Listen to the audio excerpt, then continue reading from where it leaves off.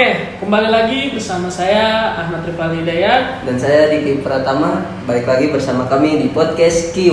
Oke, nah di samping kita itu ada Bapak Teddy Ruwanto dari PT Decibel Media Nusantara. Nah, baik Pak, apa kabarnya Bapak? Baik, alhamdulillah. Gimana adik-adik nih? Waduh, alhamdulillah baik juga nih. Ya. Oke, Gimana? mungkin langsung aja ya Pak ya. Sebenarnya kan PT Decibel ini tuh bekerja di bidang apa sih Pak? Dan kapan didirikannya? Oke, Decibel Media Cipta ini, Decibel Media Nusantara ini sebetulnya saya buat sekitar tahun 2016. 2016. Jadi sampai sekarang kira-kira kurang lebih 8 tahun. 7-8 tahunan lah ya. Gitu. Jadi DB Media ini bergerak di bidang multimedia integrator. Multimedia integrator itu jadi kita mengintegrasikan seluruh perangkat multimedia menjadi satu sistem yang saling terintegrasi. Misalnya seperti yang kita lihat di belakang ini ada TV, ada AC gitu kan, ada lighting. Nah itu nanti kita bisa integrasikan dengan satu kontrol sistem. Jadi nanti bisa dikontrol hanya melalui iPad. Wow, canggih sekali. Canggih. Di samping itu kita juga sebagai multimedia digital kreatif. Digital kreatif ini kita mengelola konten-konten multimedia seperti video syuting dan termasuk perangkatnya juga. Kita jual juga perangkatnya, kita juga sebagai produksi juga kontennya, videonya, gitu, audio, video. Pokoknya semua yang urusan dengan audio, visual dan teknologi itu kita bisa kerjakan di DB Media ini. Oke. Nah, untuk selanjutnya nih kalau boleh tahu nih posisi Bapak di PT ini tuh sebagai apa Pak? Dan udah berapa lama sih gitu? Kalau posisi saya di sini saya kebetulan sebagai founder ya, sekaligus merangkul semua yang ada di sini. Dulu awalnya DB Media ini saya buat seorang diri. Jadi saya single factor itu selama kurang lebih 4 tahun sebelum memiliki tim yang sekarang ini gitu. Jadi apapun yang ada yang mau tanyakan di sini sebetulnya ya saya bisa mewakili lah dari staf-staf saya yang sekarang yang ada di sini. Oke. Siap. Sebelum Bapak mendirikan PT Decibel Media Nusantara ini, sebelumnya Bapak pernah bekerja di mana sih? Saya pernah bekerja kurang lebih 8 tahun ya di 2 perusahaan. Itu sekitar 4 tahun saya pindah. Waktu itu posisi saya sebagai kebetulan audiovisual engineer dan program. Jadi saya programming dan engineer audio dan visual gitu, kayak setting alat-alat inilah audio untuk kebutuhan misalnya conference room, combining room, atau mungkin untuk entertainnya biasa saya kerjakan itu cinema room, bioskop, XS1 dulu saya suka setting itu. Masih banyak sih. Berarti udah banyak juga pengalamannya ya. Lumayan, alhamdulillah. Gitu. Nah, kan kalau sekarang kan udah kayak punya karyawan kan. Nah, bagaimana sih cara Bapak menjaga gitu? Apa maksudnya? Menjaga citra antara karyawan dengan karyawan lain gitu. Satu perusahaan. Iya, satu perusahaan gitu.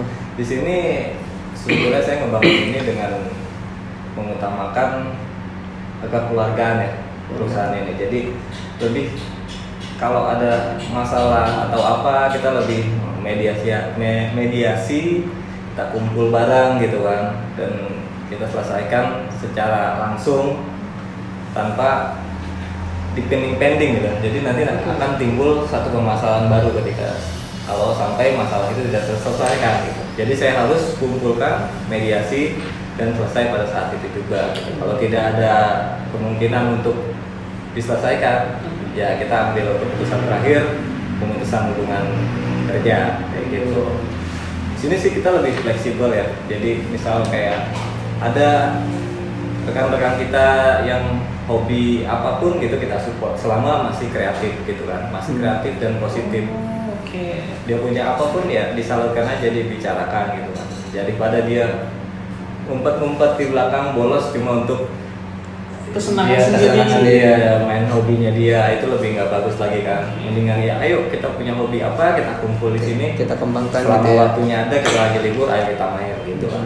Udah lebih santai sih, lebih relax gitu. Lebih relax ya. Pak? Berarti seru juga gitu ya, maksudnya Seru, nggak terlalu tegang juga gitu. karena sebetulnya kita kan ini industri kreatif ya. Iya. Usaha kita industri kreatif. Kalau kita bangun dengan terlalu terlalu ini ya kita gimana bisa berpikir gitu kan. Betul. Secara hobi kreatif itu kan ya teman-teman bisa lihat sendiri lah, mungkin teman-teman yang hobinya desain atau Desain. apa, mereka bekerja dengan ya gayanya mereka sendiri gitu. Nah kita lebih teliti ke situ, lebih kita support aja kita Iya. gitu. Biar enak mereka kerjanya gimana ya, ayo kita ikut selama dia masih bisa mendeliver kerjaannya Kerjaan dia dengan dia. baik gitu kan. Kecuali sudah menyimpang ya baru kita ambil tindakan kayak gitu sih. Berarti mungkin sama aja kali ya, sama kantor-kantor lain ada SP1, SP2 sama SP3 ya Pak? Iya sama ada. Nah, kan bagaimana sih Bapak menjaga hubungan antara baik kantor dengan karyawan? Nah, tadi kan udah mungkin tadi yang udah Bapak sebutkan kayak hobi kita bareng gitu ya. Dan apalagi Pak triknya gitu? Atau ada lagi selain yang tadi Bapak sebutkan atau emang Apa ya, saya lebih memanusiakan manusia aja. memanusiakan manusia? Biar lebih timbul rasa respect antara kita gitu kan. Dan itulah yang kita jaga sebetulnya. Jadi lu ya misalnya rekan-rekan ini kerja nggak cuma dia datang kerja, kerjaan selesai nunggu habis bulan gajian. Jadi kita lebih pendekatan mentalnya juga lebih kita jaga gitu kan. Berarti ada pendekatan tersendiri Harus gitu ya. harus. Kalau nggak bisa kita kerja pakai sistem yang mereka ini manusia gitu loh, Iya, bukan iya, robot. bukan Gitu. robot. Kita harus tahu juga mereka maunya gimana, cara kerjanya seperti apa gitu kan. Kita harus tahu. Dan kita harus buka, kadang-kadang kita juga buka sharing session, apa kendalanya mereka gitu kan, apa yang harus disampaikan, kendala unek-uneknya, ayo kita sharing semua bareng-bareng kita selesaikan gitu. Jadi selesai gitu kan. Kalau memang udah merasa berat untuk lanjut kerja di DMN gitu, di Decibel Media Nusantara ini, ya mau gimana lagi, kita nggak bisa paksa gitu kan. Mungkin nggak satu frekuensi gitu kan. Nah, justru itu kita saling dekatkan frekuensinya tim ini masing-masing. Jadi kita lebih tahu karakternya dari masing-masing si rekan-rekan yang bergabung di DMN ini, ya. gitu. Nah, selanjutnya itu kan kalau zaman sekarang kan teknologi kan makin canggih kan. Betul. Nah, bagaimana cara Bapak atau PT DMN ini beradaptasi di era teknologi yang semakin canggih ini? Kita selalu fasilitasi tim DMN ini dengan berbagai macam training. Kita selalu fasilitasi dan kita dukung itu karena memang diharuskan. Jadi misalnya ada pelatihan apa yang menyangkut dengan perkembangan teknologi terbaru, ya itu kita dukung walaupun sampai ke luar negeri kita akomodasikan mereka gitu agar ya untuk jaga-jaga antisipasi supaya si DMN ini menjadi perusahaan yang selalu update dengan perkembangan teknologi. Jadi jangan sampai ketinggalan, karena kalau kita sampai ketinggalan ya itu bidang kita. Kalau kita ketinggalan ya gimana ceritanya kita bisa bersaing di pasar kan gitu. Bidang aja kita kalah gitu maksudnya, Betul. ketinggalan apalagi di pasar. Karena perkembangan teknologi itu perkembangannya udah sekedip mata besok udah berubah. Oh iya. Sekali itu update itu. Kita sekedip mata besok bangun tidur pasti ada perubahan teknologi yang baru atau software kalian pakai ini Iya. Android itu coba aja deh berapa kali dia update setiap. Kalau kita ketinggalan software lama kita kan pasti udah nggak bisa dipakai. Betul. Kan gitu. Ah. Itu contoh kecilnya. Contoh Ya. kecil. Apalagi kita sebagai satu perusahaan yang memang bergelut di bidang itu, kalau kita nggak sampai update ya selesai kita dimakan zaman kan gitu. Ketinggalan lah ya Pak. Ketinggalan pastinya. Oke, nah tadi kan udah menyinggung tentang pasar ya Pak. Oke. Nah, bagaimana sih PT Decibel Media ini Nusantara menyaingi atau melawan atau menyeimbangkan pasar yang sekarang sudah bisa dibilang teknologinya pun cepat penaikannya? Kalau masalah pasar kita nggak bisa memaksakan kehendak ya untuk pasar bisa sesuai menilai kemampuan si DMN ini sendiri. kecuali kita sendiri yang membangun nilai diri kita untuk pantas bisa berjualan di pasar yang ada saat ini gitu. Jadi kita nggak bisa memaksakan diri, oh kita harus jual harga segini, tapi nilai ini dalam arti kemampuan kita itu jauh di bawah pasar kan nggak mungkin mau bayar gitu. Oh, lu aja masih kayak gitu, masa gua harus keluar yang lebih mahal untuk bayar jasa lu kan gitu. Oh iya. Nah itulah saya selalu mengedepankan sumber daya manusianya, training yang segala macam itu selalu saya dukung untuk perkembangan mereka. Mereka juga saya fasilitasi dengan laptop ya mumpuni gitu kan. Alat kerja mereka kita dukung dengan yang mumpuni agar mereka juga nggak terlalu susah untuk ekspor dengan diri sendiri ya Pak ya. Setelah nilai kita tumbuh gitu kan, otomatis nilai kita di pasar pun naik sendiri. Tanpa kita menentukan harga harus jual berapa sih sebetulnya ini kita gitu kan. Jadi kebanyakan memang orang salah kaprah tentang pasar ini. Kadang harus bersaing di pasar yang ada perang harga ya kan. Kita harus bisa bersaing di pasar biar kita dipakai, biar kita bisa jualan. Kita jualnya dengan harga yang murah. Sebetulnya itu ternyata salah gitu. Ketika kita jual harga yang murah, sampai kapanpun kita udah nggak bisa naikin harga pasar, nilai kita lagi, tanpa kita mengembangkan potensi diri kita. Ya, berarti potensi diri itu berkembang gitu. Betul, itu penting banget. Itu banget. Ada sekarang ini yang lagi berkembang, itu harus nilai diri kita itu yang harus dikembangin. Jangan kita membuat harga yang semau maunya ternyata pasar nggak terima, itu kan saya. Gitu. Berarti bisa dibilang ada harga ada kualitas lah Pak ya. Duit ada barang. Ada barang. Istilahnya. Itu bukan istilah. Benar. Harus. Nggak ada yang kata. Kalau yang bilang mau murah tapi bagus, bullshit sih menurut saya. Gitu. Itu mah udah sulit gitu, sulit banget apalagi zaman ini. Segala sesuatunya berproses itu kan butuh biaya. Kita belajar, jadi kuliah pasti kan biaya. Iya. Itu kan untuk mengembangkan nilai potensinya masing-masing gitu kan. Gitu. Barang ada duit. Iya. Nah selanjutnya itu kan pasti PT ini kan pernah kerjasama kan sama PT lain pasti. Iya. Nah terus gimana sih cara menjaga hubungan baik dengan mitra bisnisnya gitu? Cara PT Decibel Media Nusantara ini menjaga hubungan baiknya gitu. Yang pertama yang selalu saya jaga itu etika berbisnis ya dengan partner saya, itu etika yang selalu saya utamakan. Kenapa? Karena itu membuat ya itu tadi personal respect dari antara kita dengan partner-partner.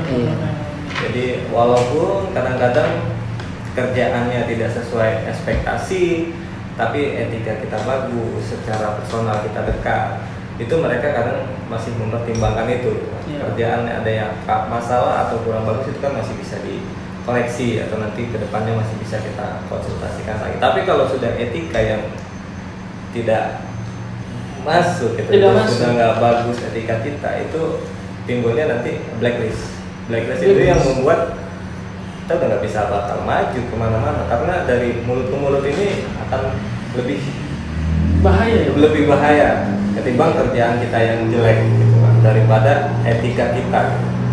Kalau etika kita udah jelek, udah deh mendingan jangan harap gitu. Soalnya dunia bisnis di lingkungan ini apalagi cuma skupnya Jakarta misal gitu, itu sempit, pasti masih ketemu kita antara kita itu mulut dari ke mulut itu lebih cepat karena kita kurang menjaga etika kita di mata klien kita yang satu gitu.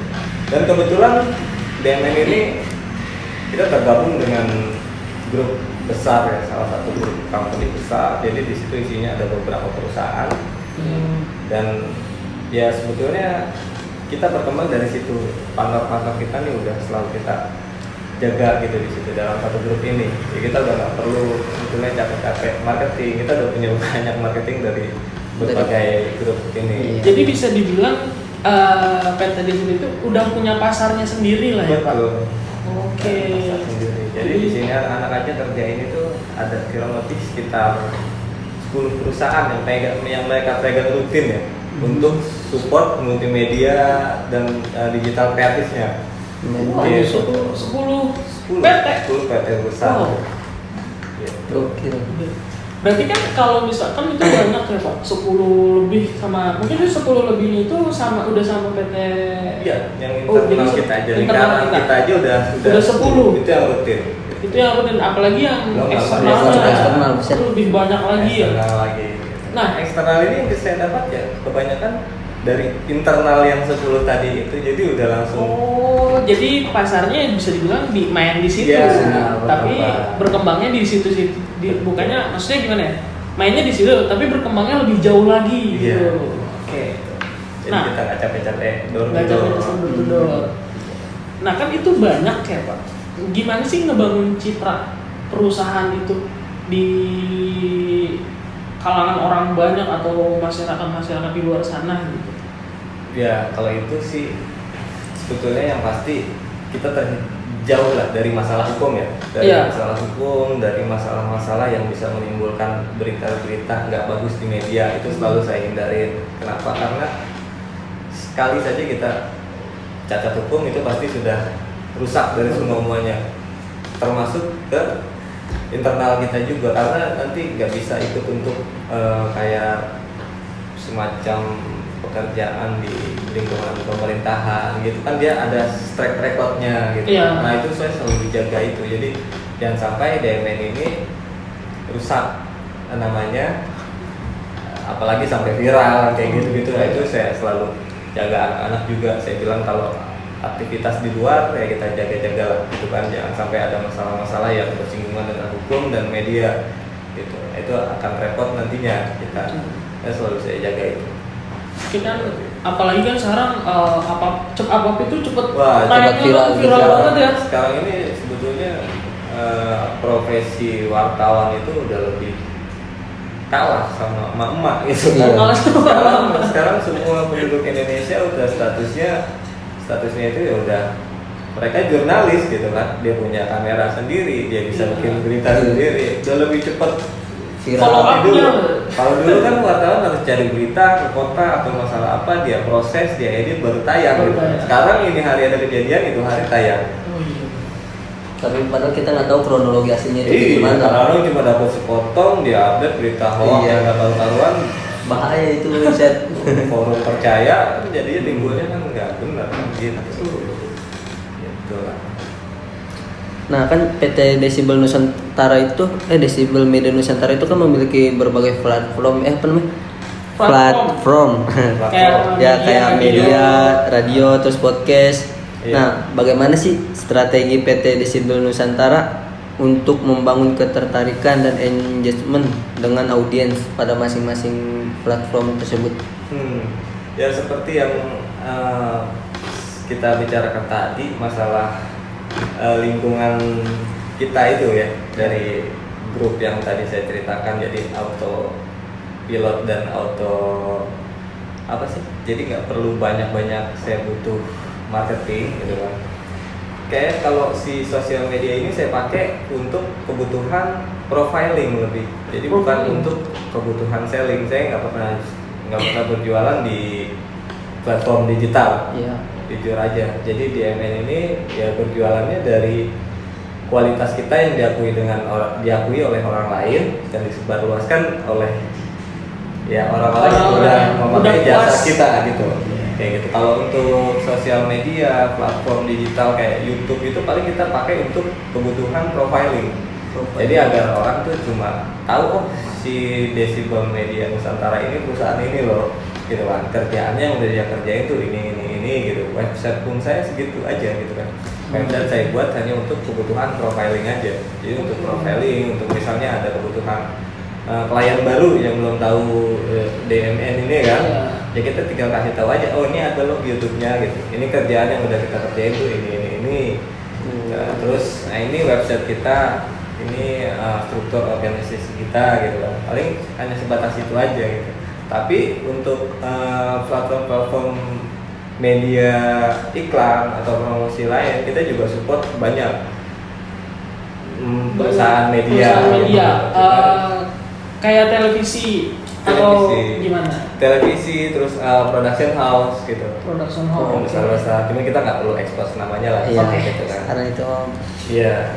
berapa banyak kita kerjaan. Jadi kita back end-nya, mereka yang punya ide, mereka yang punya berita, mereka yang punya segalanya gitu. Kita hanya memproduksi sampai selesai, sampai layak dinyatakan untuk tayang. Oke. Bagaimana sih Pak PT Decibel Media Nusantara ini memastikan kontennya itu tetap relevan dan tetap mengikuti tren yang sekarang lagi naik atau viral Pak? Oke. Jadi kalau untuk itu kita selalu riset ya. Riset dari sisi demografis, usia, seperti ya yang ada di Instagram. Ads itu ya.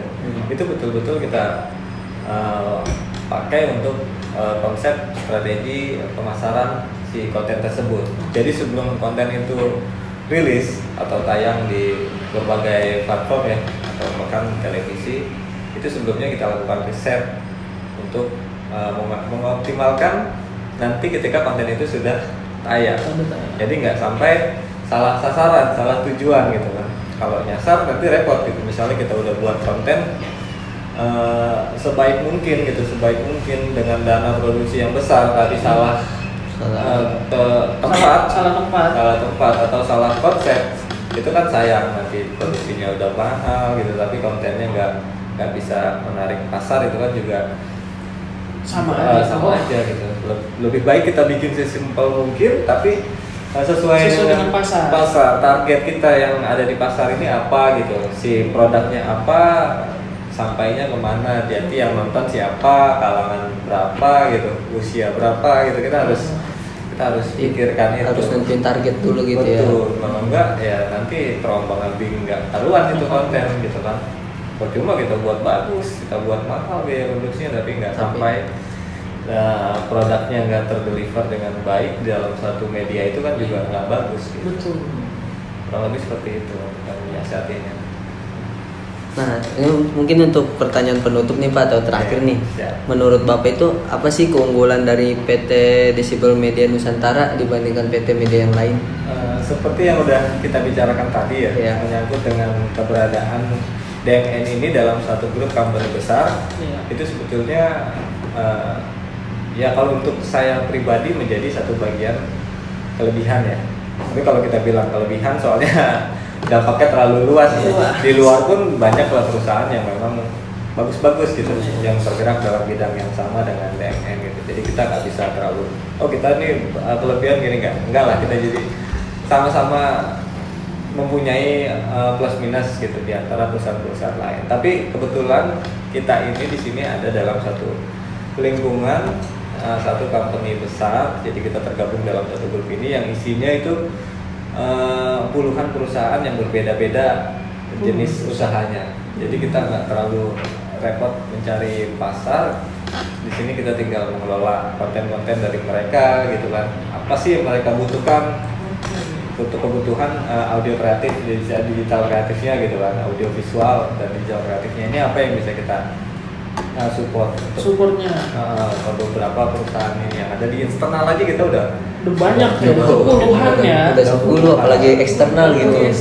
Dan kelebihannya juga dari berbagai perusahaan ini kita bisa manfaatkan untuk proses sellingnya juga gitu. Jadi dari pengiriman kita punya itu kan bisa jadi masuk ke profile kita gitu kan. Terus ke pembuatan interior kita ada sendiri timnya di sini. Jadi bukannya malu gada. Jadi memang betul-betul kita ada gitu. Tapi memang pengelolaannya aja yang berbeda. Karena nggak mungkin akan optimal kalau kita kelola sendiri gitu semuanya. Jadi dibuat per divisi-divisi itu dengan nama-nama perusahaan yang berbeda. Ada divisinya masing-masing gitu ya. Betul. Ada job desk tersendiri lah. Betul. Ya. Kebetulan DMN di sini dipercayakan untuk mengurus seluruh digital, multimedia, konten kreatif, semua yang berurusan dengan audiovisual, termasuk programming dan integrator tadi yang seperti saya bilang di awal, kita buat semuanya di DMN ini. Di DMN atau Decibel Media Nusantara. Oke. Agak kelibet. Perpanjangan namanya aja. Oke. Mungkin sudah cukup Pak. Oke ya. Sharing-sharingnya mungkin cukup di sini ya Pak. Ya. Mudah-mudahan kita saling menjaga silaturahmi lah Pak. Ya, semoga adik-adik ini sukses juga kuliahnya ya. kan? Amin. Kembangkan nilai dirinya, potensi dirinya biar bisa bersaing nanti ketika udah Biar ada nilainya, ada nilai tersendiri gitu. Betul, biar bernilai. Jadi kan Iya. biar kita bernilai gitu. Bukan cuma pintar tapi kalau nggak bernilai Bernilai juga sama percuma aja. aja. Gitu. Oke. Mungkin cukup sekian dari kami. Selebihnya mohon maaf. Assalamualaikum warahmatullahi wabarakatuh. Waalaikumsalam warahmatullahi wabarakatuh.